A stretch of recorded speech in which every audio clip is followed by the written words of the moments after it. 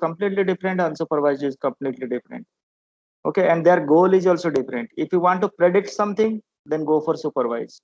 And if you want to simply segregate the data, then go for what? Unsupervised approach. Okay, so today we'll see designing a learning system in machine learning. Okay, so we will see the various steps, procedures, and what are the ways to create a learning system. Before that, let us see how a learning system works, how a machine learning system works. So this is our first point of study. Now, I have also given few definitions of the machine learning. In those definitions, there was one definition given by the Arthur Samuel. According to him, machine learning enables a machine to automatically learn from data. Remember these bullet points, the highlighted points. Automatically learn from data, improve performance from an experience, and predict things without explicitly programmed.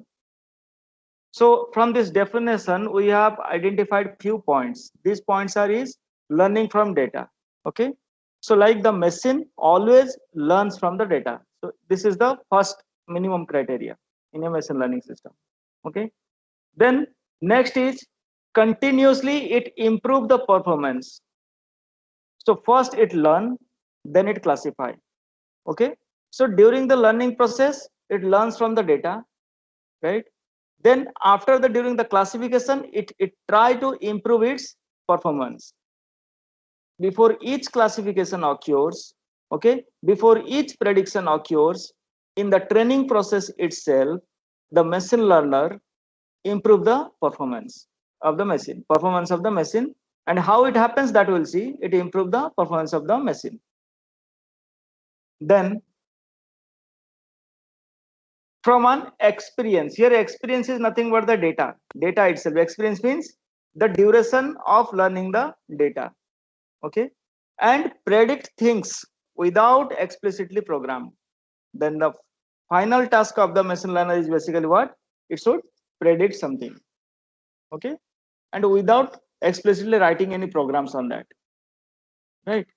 So this is the machine learning thing. Now in simple words, if we'll see, when we fed the training data to the machine algorithm, then this algorithm will produce a mathematical model. Look at this bullet point, the mathematical model.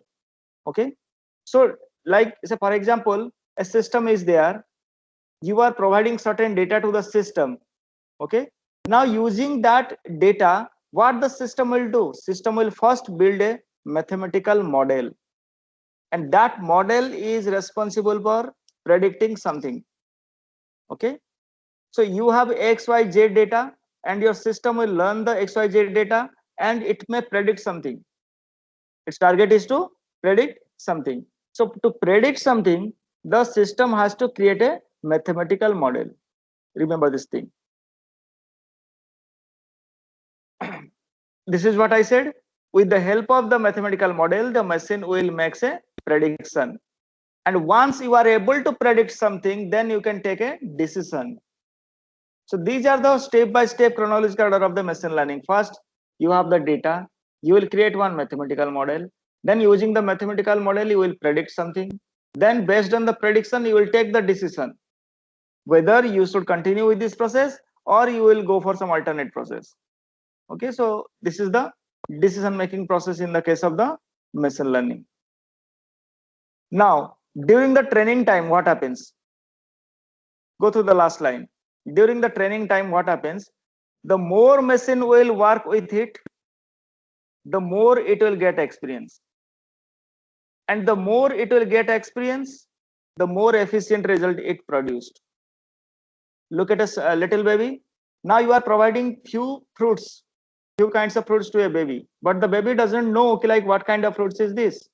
But the more the baby learns the fruits, the different types of fruits, the pronunciation, the spelling, the ways, the color, the taste, the more it will work on with the fruits, the baby will be able to,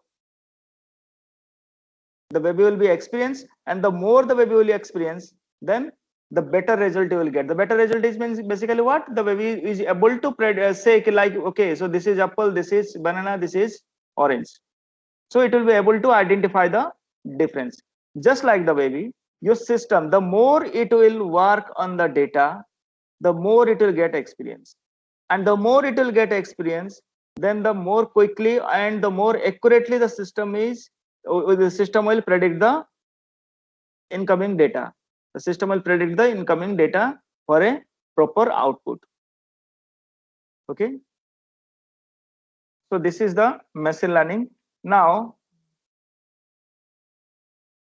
machine learning model, as I said, so you have the training data, then you have a machine learning algorithm. You must have an algorithm, and that algorithm learn from the data. Okay. Then by learning the data, the algorithm creates a logical or mathematical model. Okay. And that model predicts something. Okay. I have given one example at the below. You see, in a driverless car, basically what happens, the training data is fed into the algorithm, like how to drive the car in highway, busy, narrow street, and factors like speed limit, parking, stop, and signal, etc. So there is a driverless car. The car is basically a system. Now you are providing certain data to certain algorithm.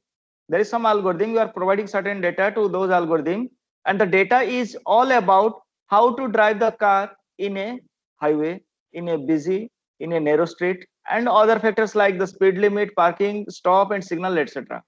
Okay. Now by learning the data, the algorithm, the logical and mathematical model is created. Okay.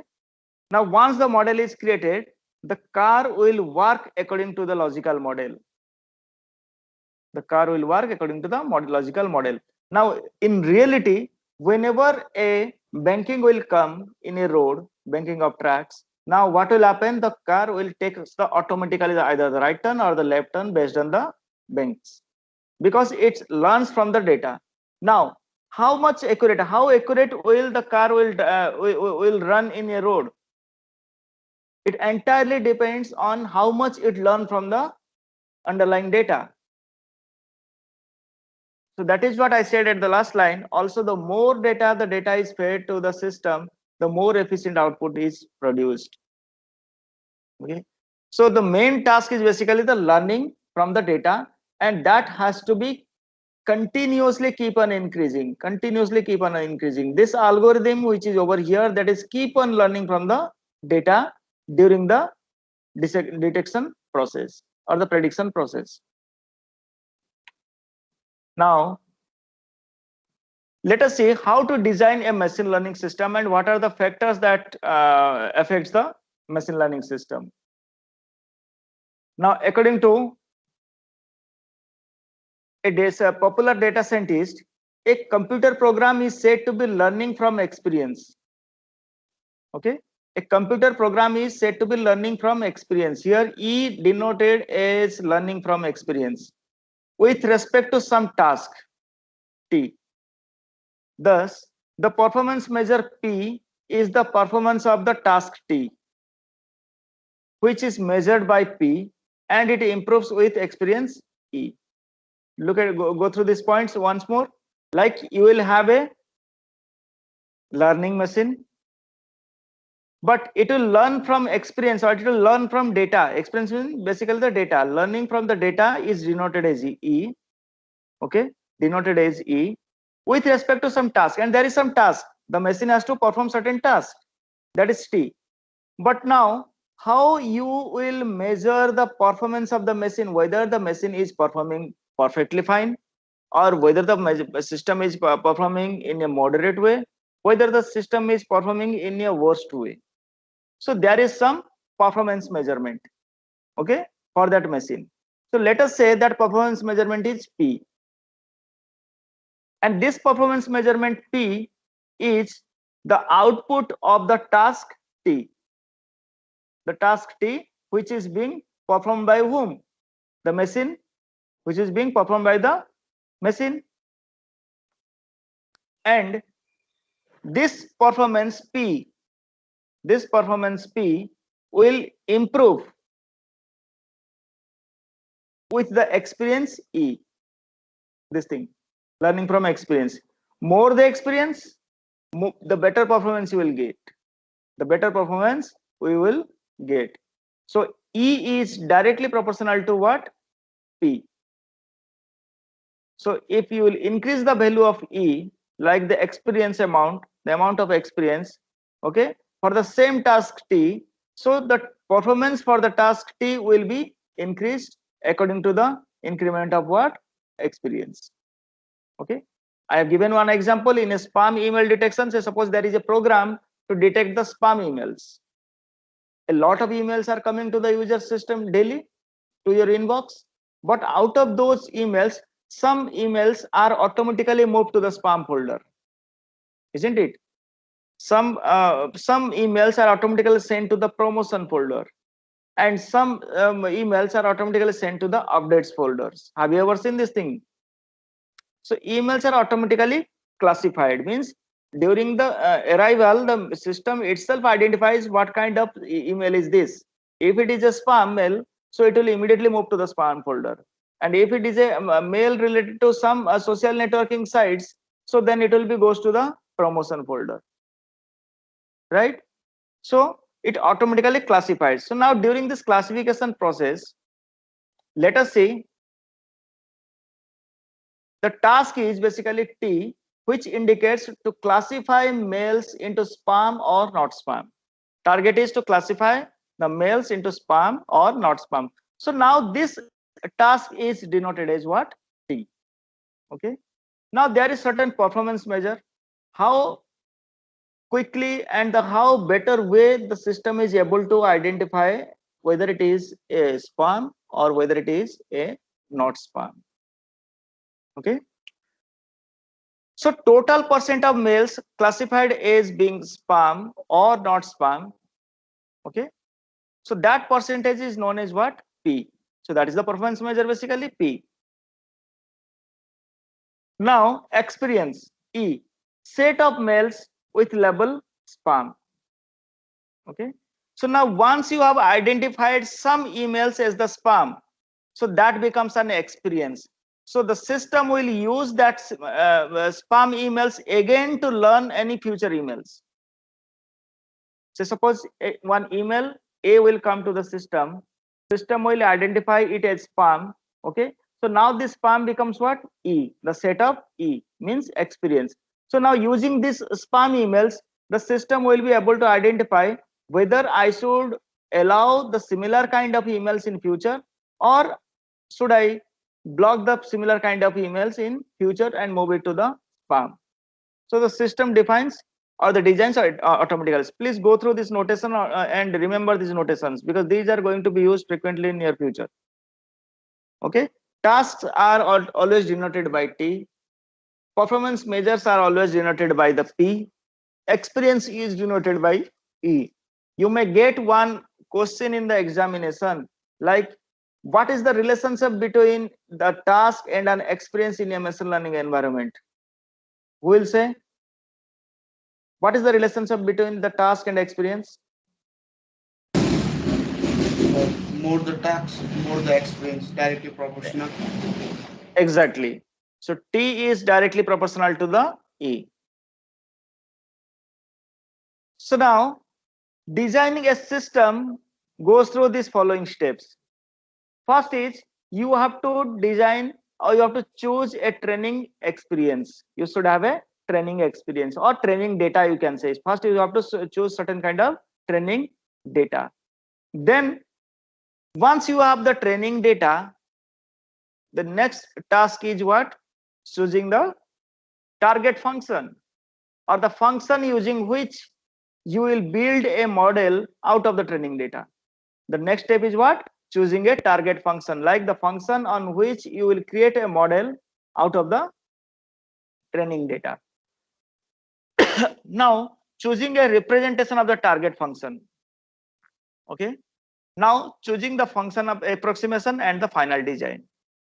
So these are the 5 steps followed in machine learning. This we will discuss right now, one after one. So first one is the choosing the training experience. Now look at this. In the choosing the training experience, what happens? This is the very important and the first task. Remember, first task is to choose the training data or training experience. which will be fed to the machine learning algorithm. See, without data, you cannot run any machine. So first you have to the you have what, the training data. Okay. Now it is important to note that the data or the experience that we feed to the algorithm must have significant impact on the success or the failure of the model. It should have significant impact. What does it mean?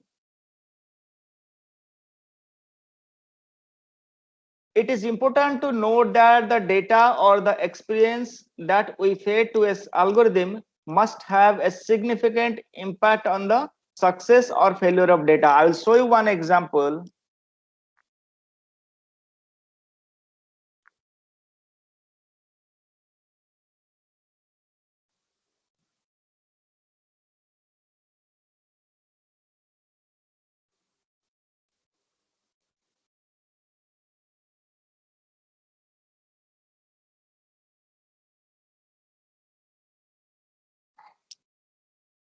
I'll show you one example. Suppose roll number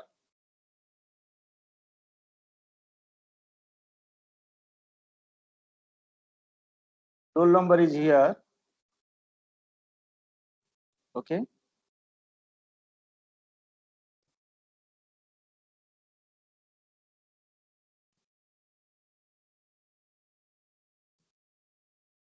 Roll number is here. Then say suppose a score has one. Okay. Subject has one. So suppose subject has one, and here subject has two. Okay.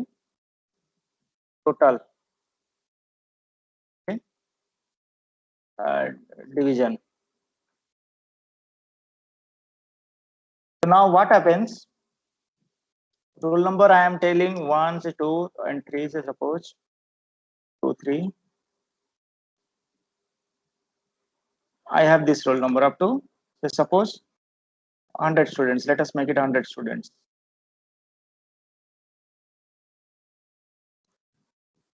Okay. So we have 100 students. Subject 1 is the, say suppose random function I am using. And between, say suppose its score is, say suppose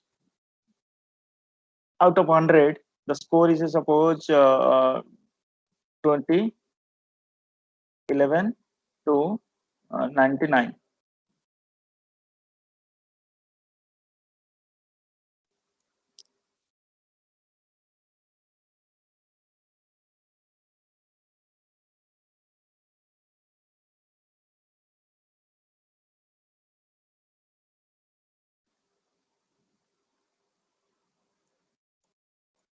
Equal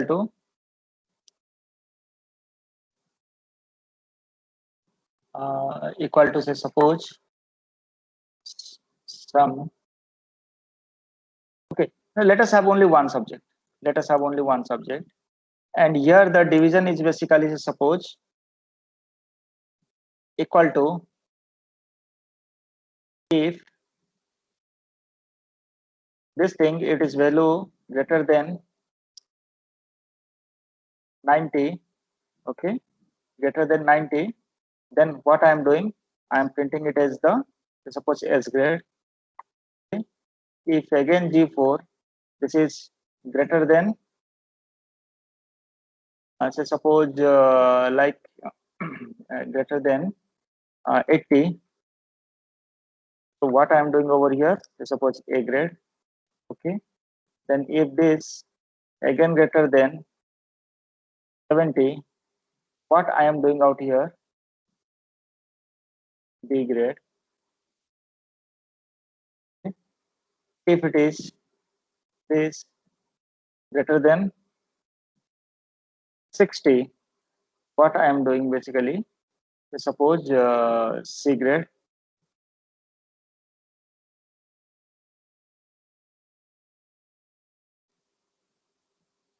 Okay, I think it should be a if condition. Okay, anyway, here it should be again if.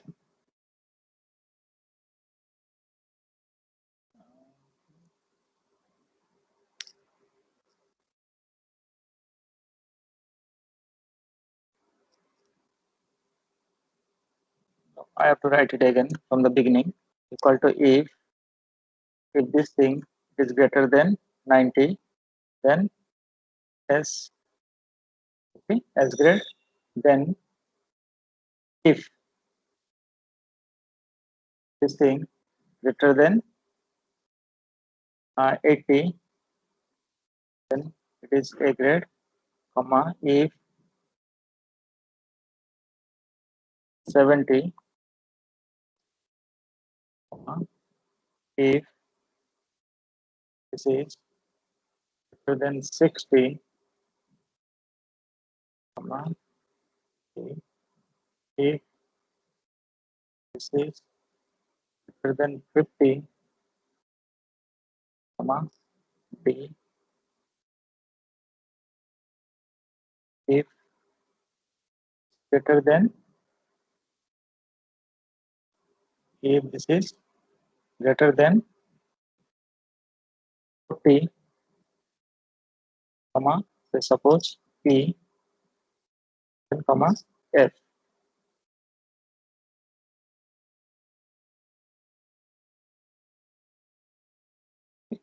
So based on this, you are allocating certain grade to the students, right?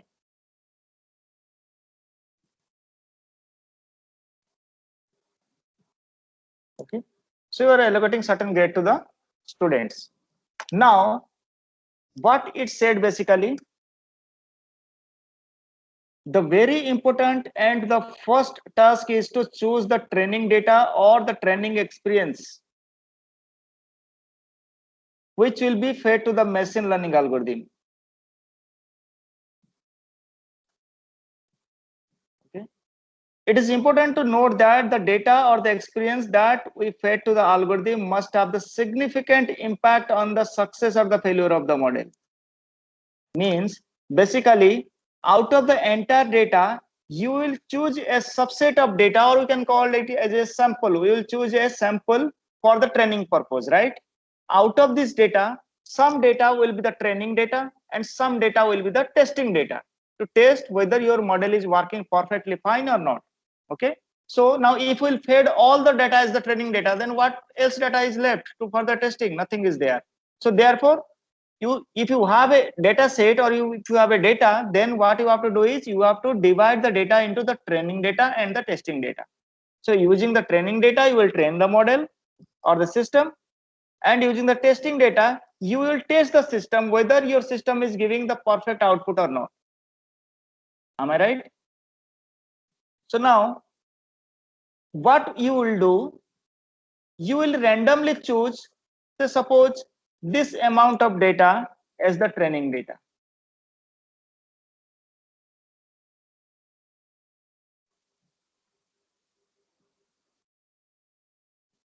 This amount of the data as the say suppose training data.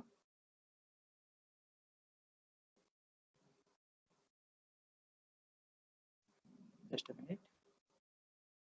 Okay. I'm removing this too. So suppose you have choose this amount of data as the training data. Okay. And rest of the data is the testing data, say suppose. For example, these two data, say suppose that this is the training data. Okay. And say suppose you choose this amount of data as the testing data.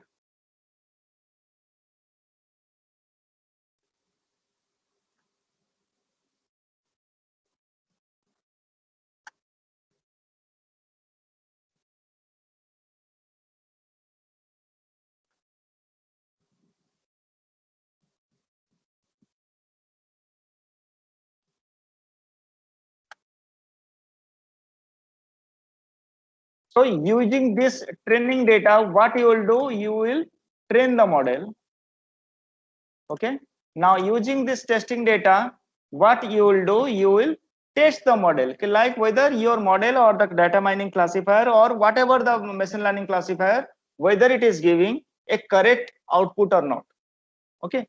So now for this training data, the system is trained, but for if each of this testing data, if it gives the correct result, so then you can say like your machine is perfectly fine.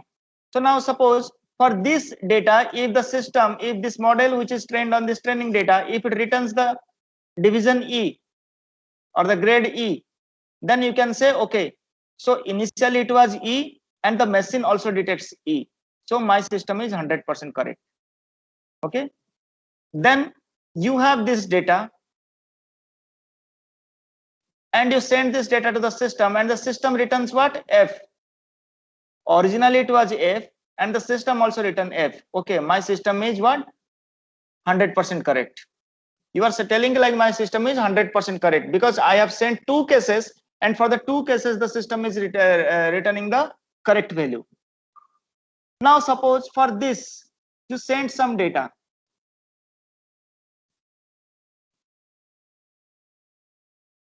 You are sending this data to the system.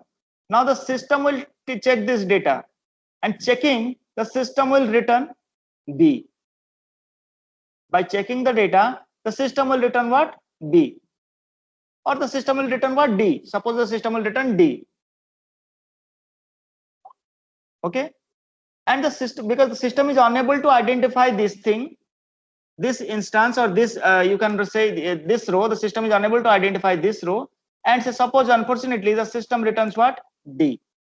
But originally it was what? C. So now the system is failed. Now, how much percentage it is failed? So till now we sent 4 instances. So 4 instances contribute to the 100%. So each instance is of 25%. So the system is failed for 25% and the system is perfect for 75%. So I can say my system is 75% correct because in 25% cases it returns the false result. Are you getting my point? But now this question arises, why for this instance the system is failed?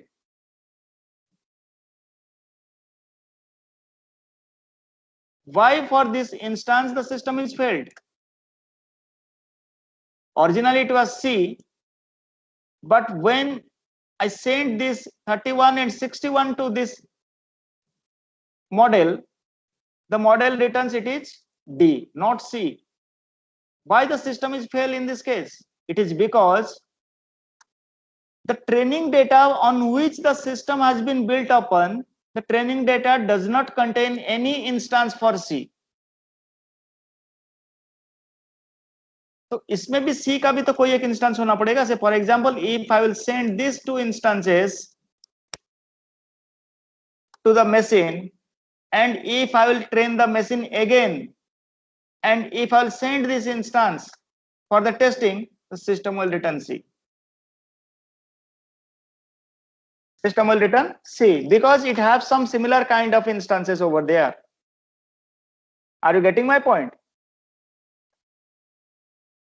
So therefore, while choosing the training data, utmost care should be taken.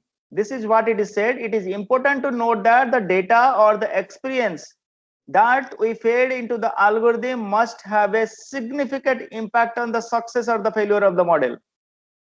Now, if the training instances or if the training model does not contain any instance of type the testing instances, then for the testing instances, the system may fail. So therefore, while choosing the training data, utmost care should be taken.